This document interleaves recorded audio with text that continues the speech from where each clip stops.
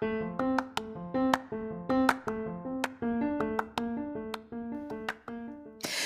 there, and welcome to the daily podcast where wisdom smacks us with kisses or love taps. I'm MichelleSpiva, a wisdom strengthening coach, your host, and practical priestess of wisdom. Mwah. Join us daily to gain wisdom and mental strength as we tackle innovative thinking, address emotional and behavioral life traps, and yes, provide you with some practical how to's to wrap it all up. So settle in or crank up the speed 2x, whatever gets your mental processes firing as we dive in. Stay tuned.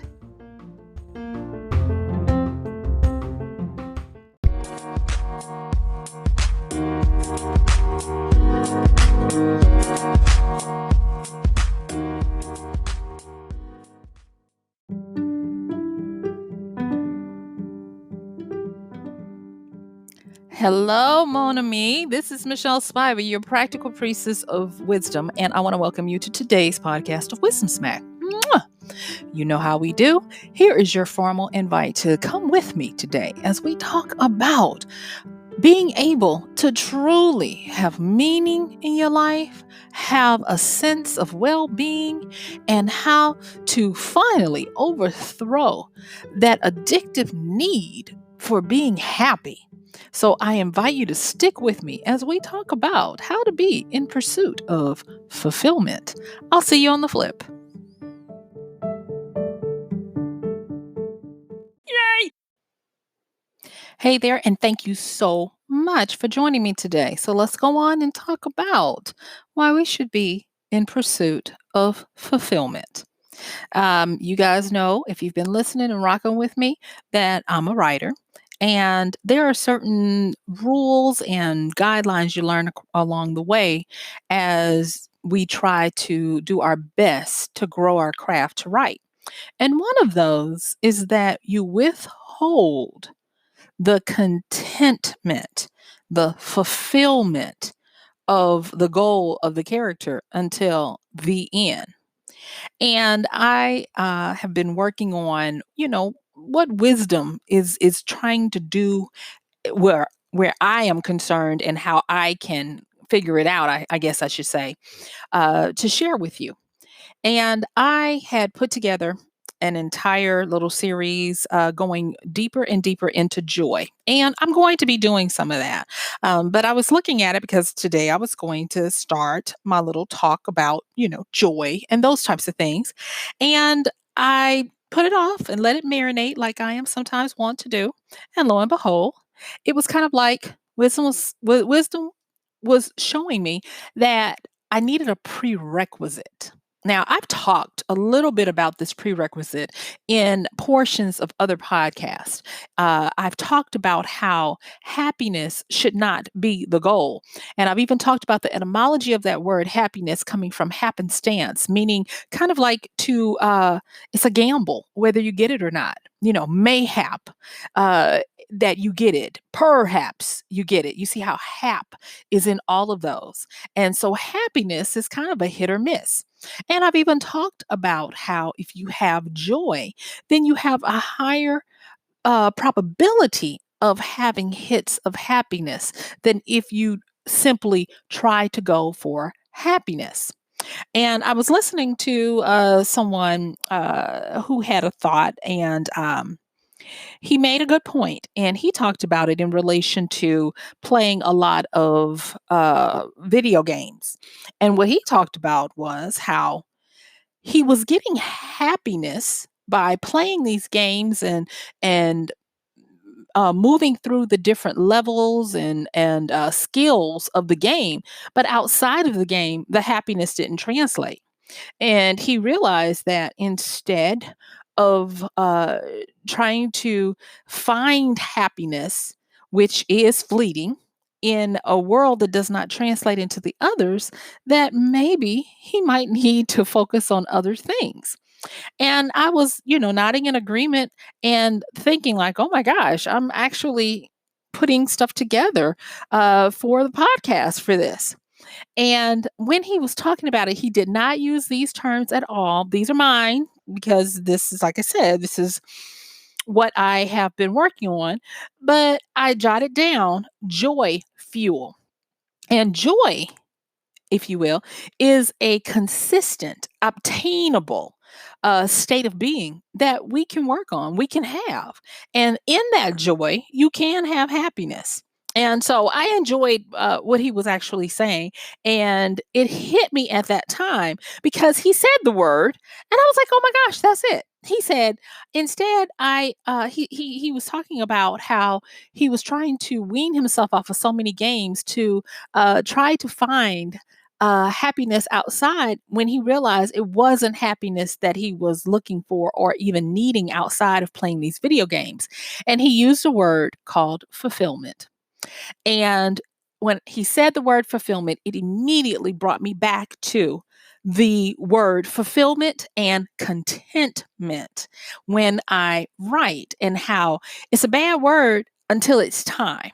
But in this case, it's not a bad word. And what I mean by that is that we should have a pursuit of fulfillment in many different areas. And there's a hierarchy to this. So that's why today is kind of like a precursor for when I do talk about joy, sustaining it, how to act on it, how to use it sometimes as a weapon, sometimes as a shield, and all of the different things that joy can bring for us in our life, especially now when we are in trying times that try our very souls.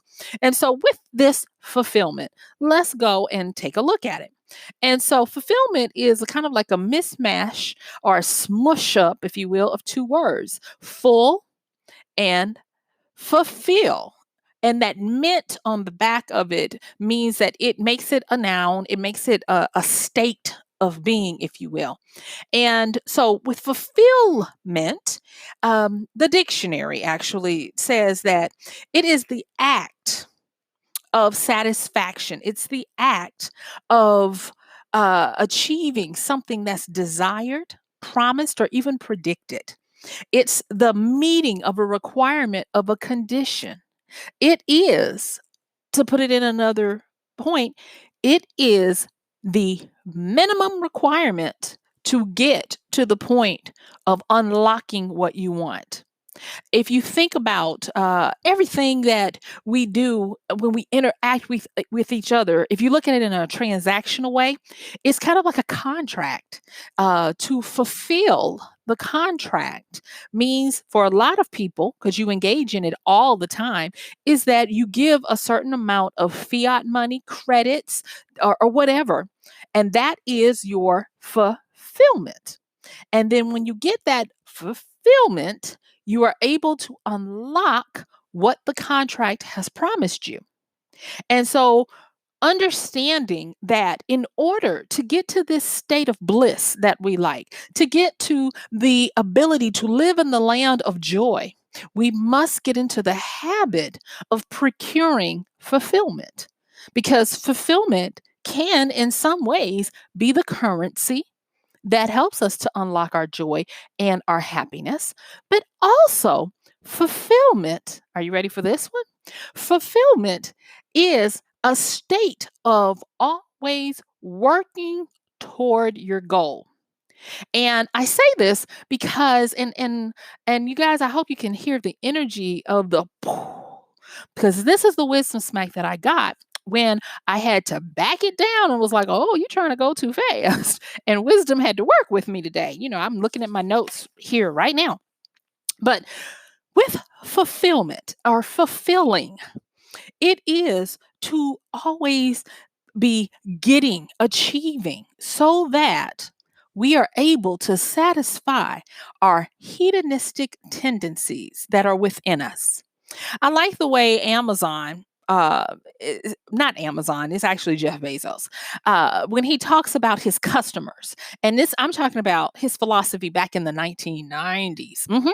And he talks about how customers are, and he said, predictably unrational, just like Dan Ariely. But he also said that customers are never satisfied, and that they were in the business of fulfilling the customer's constant need to be satisfied. And at the time when I was studying this in grad school and trying to learn the Tao of Amazon, I was only getting it on the retail transactional business side. But wisdom has a way of letting things marinate on the back burner and bringing them forward when they are smooth and ready to give you even more fulfillment, if you will. And so when I was learning back then, way back then in the 1990s in grad school about fulfillment, it was all about the logistics of movement of items, of how to put things together to make a profit, a win-win for the company as well as the customer. It was all about understanding how to uh, make the now we call it onboarding, but at the time it was just the customer experience. But how to make the customer experience great while we are fulfilling what they agreed to in their contract and all of that. And lo and behold, now we find ourselves where, if you want to look at it this way and use this metaphor, you could say we are the customers and the fulfillers of our life's journey. We are wanting to receive the fulfillment, and also we are the ones responsible for doing the fulfilling. And understanding that this is an ongoing process as well as a state of being is a duality that I never knew I would get to the point of being able to see and appreciate. Because it always amazes me how, no matter how I personally try to reject and sometimes even fight that hedonistic feel of more, more, more, I find myself doing more, more, more. It's kind of like I have this fresh Bing cherries kick. We're almost out of season, and I'm not happy about that. But I love fresh Bing cherries. That's my jam. That's my snack. I look forward to it every year when it's cherry season, and I find that at that time, that's when I really have to fight because I would possibly be Jack Nicholson in that scene from The Witches of Eastwick where he explodes from all the cherries. And if I didn't actively stop myself from consuming cherries, thank goodness I'm not allergic to them.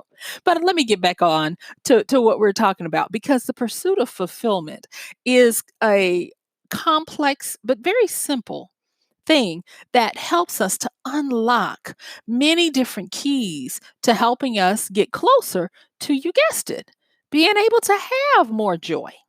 Let me run this down for you a little bit more and take you with me as we kind of like start to investigate this thing. Okay. So, with fulfillment, we've already talked about the basic definition of it. Now it's time for us to really get into the different ways that we can look at it. And if you look at fulfillment from a 30,000-foot view, you'll look at it as an engine. Mhm. It's an engine that we use. So, for instance, your job is part of your fulfillment engine. And reframing a job or your work as fulfillment takes on a entirely different energy, because instead of it being something that maybe you begrudgingly do, or maybe you feel like you are conscripted or that you're forced to do to sustain a living, what it does is it gives you back the power to say, oh, I am fulfilling what I desire by using this as one of the components that runs my engine of fulfillment. And also get this, that the fulfillment of a dream, if you will, is to have put together a chain of multiple fulfillments to achieve one's hopes. And the reason why I'm saying that is because fulfillment is not just about satisfying a contract. It is not just about giving us a way to contain, sustain, or even mollify our incessant need for more, that hedonistic trap that we we all seem to have. It is also a way for us to have a logical, even way of getting our hopes and dreams. Now, I'm going to tell you, happiness does not allow you to do that. And most people find that they're in pursuit of this fleeting, capricious nature of a happenstance called happiness, a spark that makes your ego and your emotions and senses trip for a little bit. But then there's the crash. And there's something about fulfillment that I've known, but now that it's in front of me, I must contend with it. And that is, most of the time, the fulfillment and the act of fulfilling does not feel happy. It does not equate with happiness. But if you remove fulfillment, a lot of people fall into a lesser state of happiness. Case in point, the solitary. When we look at the ravages of putting people in solitary confinement, whether it be in prison or isolation, we have many new cases right now of people who cannot deal with the ravages of sustained isolation. And so they are falling and succumbing to the desire to just leave this place. And it's unfortunate.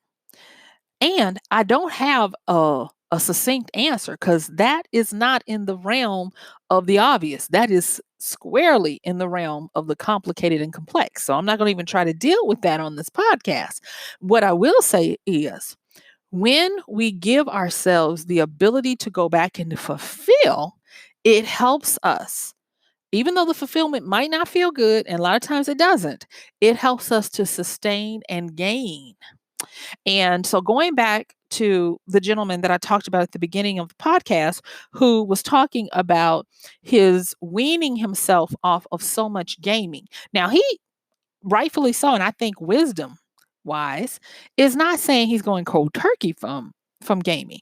It's simply that he is understanding what the place of gaming is for him and how to get a better mix of gaming as opposed to the other things he wants in life, so that the gaming doesn't become addictive and take over those areas of life. And for him, that was understanding that instead of trying to always be happy, try to be fulfilled. All right. So, with fulfillment, whether it be gaming or whether it be work, there's just something magical about it. Fulfillment is the reason why people give free labor.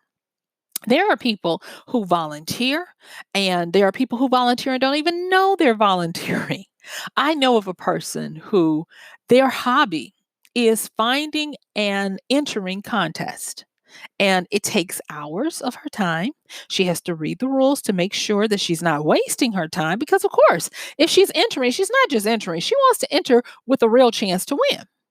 And so she spends a lot of time scouring and looking for the contest, reading the contest rules, doing the quote unquote fulfillment of the contract of the contest, and alike.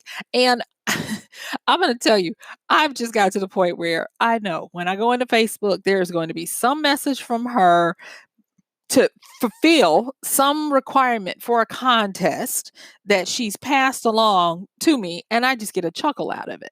But for her, not only the possible reward or the fulfillment of the desire to win the contest is there, but the actual act of fulfillment.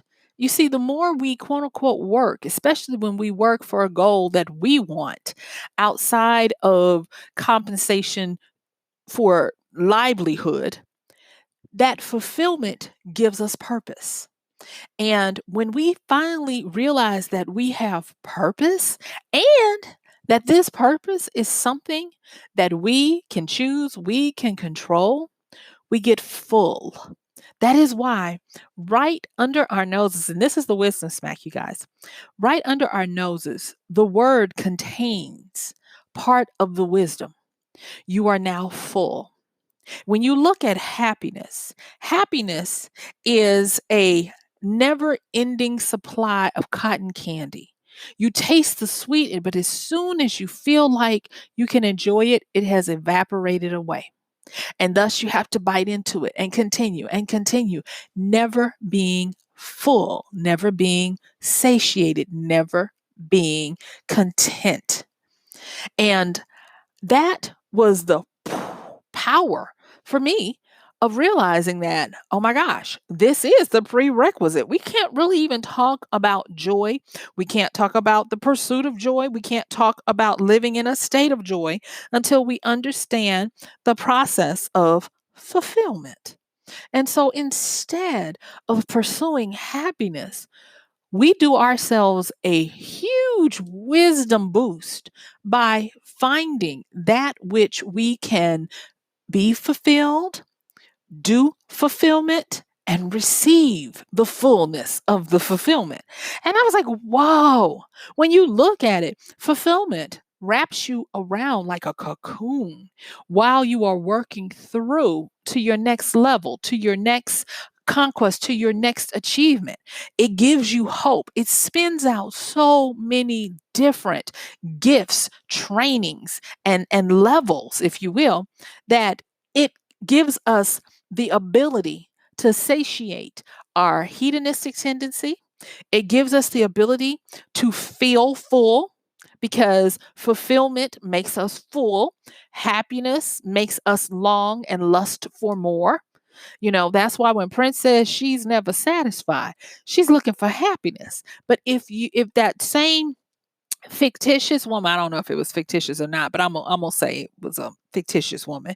If that same woman that Prince talked about in that song was looking for fulfillment, then she would have not been never satisfied. She would have been content. She would have been happy, and she would have been able to continuously use the fulfillment to continue to fill her up.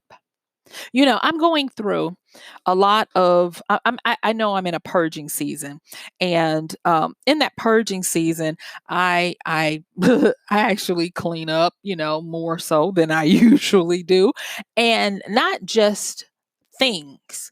I clean up relationships. I clean up.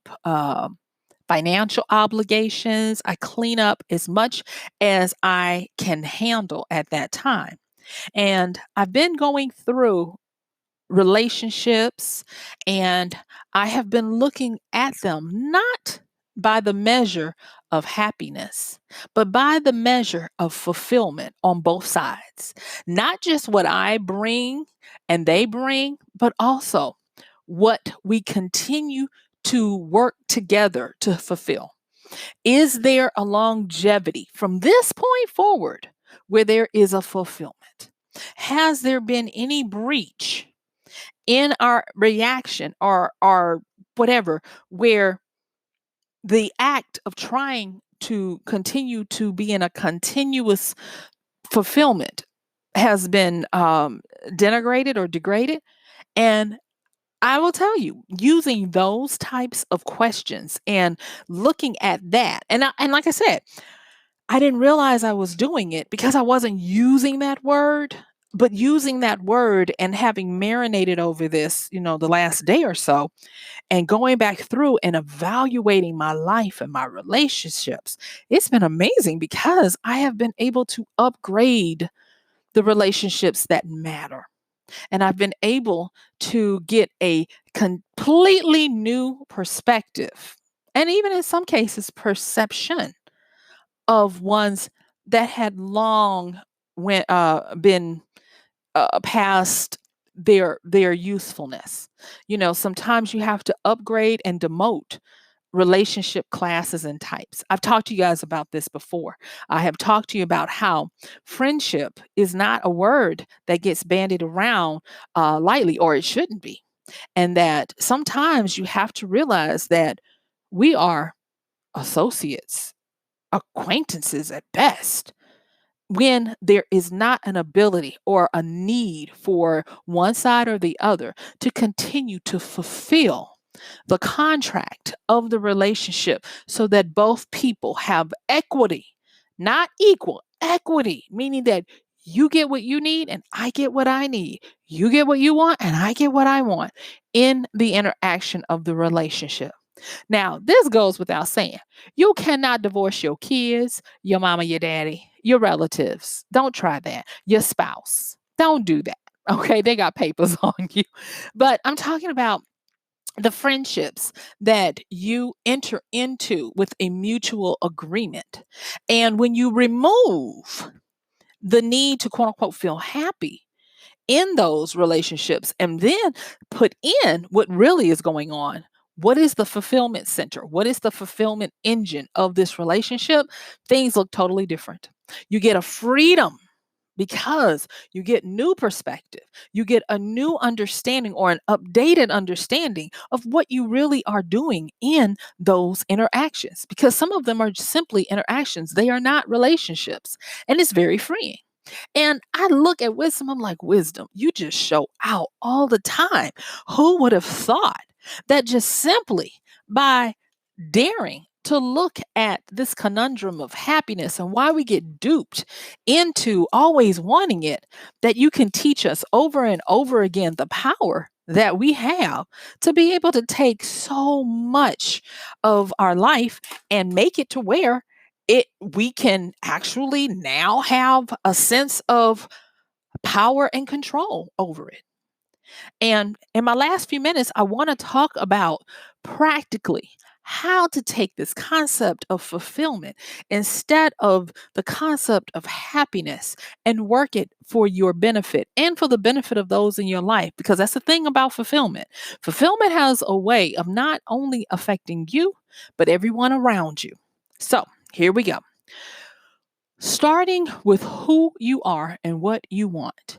Look at what is fulfilling to you. And the reason why I start there is because that's the easiest one. We know if we are getting what we perceive we need from things, people's concepts, ideas, events, situations, and the like.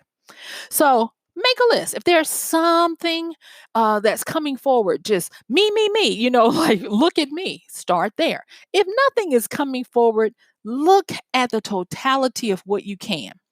Is what you are, start with food, what you eat. Is it fulfilling? And I'm not just talking about the temporary hit of, oh, this makes me happy because this is sugary or whatever your thing is. Look at if it is a dopamine hit.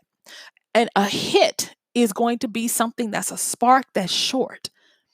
After you look at, maybe you start with your food, then look at your body and the things about it. Are you having a fulfillment of what your body can and will do for you? If it's not, work on it. Same thing for the food. Then start to spread out and look at your relationships, look at your job, look at your income, look at everything about you, and make sure that you do not supplant fulfillment with happiness. Get that out of here. It's not about being happy. It's about the sense of fullness, the sense of contentment. And when I say the sense of it, meaning, can you realistically see where you will get to that point if you've not gotten there? If you can't and it's hit or miss, you're probably dealing with happiness instead of fulfillment. All right. So then, after you've done the stuff to you, start looking at the stuff from you. Go back and look at all of these things again. So, fulfillment from you by way of what you, meaning your mental, your mind, your world, do to your physical, your body, other people, your finances, whatever it may be. And look and see if there are areas that you need to tweak, overhaul, redo, restart, or start. And I'm telling you, You do this with a determination to do it correctly, wisdom will show up and you will start getting guided. Now, I'm not going to say you're going to start hearing voices in your head. No, you're going to get inspirations, ideas, and things are going to pop out that you might not have considered if you had not done this in earnest. After you've done the to you and the from you, then I want you to look at the with you. And that one is where you're going to start to see a lot about your relationships because it's going to become very evident because by now you should be getting real familiar with how this fulfillment thing works in a mutual understanding. So, I'm just be forewarned because I get notes here and there from people. You're going to figure out and start to see those who love bomb you. You know, the people that just check in to make sure you still on good they still on good terms with you. They know they haven't been there as they needed to, but every now and again they think about you and they want to send something and they want to just make sure that you're like okay with them so they can go back to doing what they're doing. But at that moment, they want all your attention. Okay, you're going to be able to see the love bombers. You're going to be able to see tendencies that you might have that are unrealistic, that are based out of a need to fulfill a never satisfied void of unhappiness, as opposed to fulfillment, contentment, and even possibly satiation. Go through them and be real with yourself because when you go through this exercise, you're going to start to see more about yourself than the other side because when you look at fulfillment, it is what it is. Then after you do this, now this should take you a while. After you do this, then it's time to do an audit of your life and to look and see where do you have these areas where the hedonistic treadmill is in full swing. And if there are things that you are chasing, dreams, desires, and lofty goals, that is where you're going to spend the rest of your time trying to find and enact your fulfillment plan. So guess what, y'all? My time is up. I thank you for yours. This has been MichelleSpiva, your practical priestess of wisdom, with today's podcast of Wisdom Smack. Mwah. Don't forget to like, share, subscribe, and I'll see you tomorrow.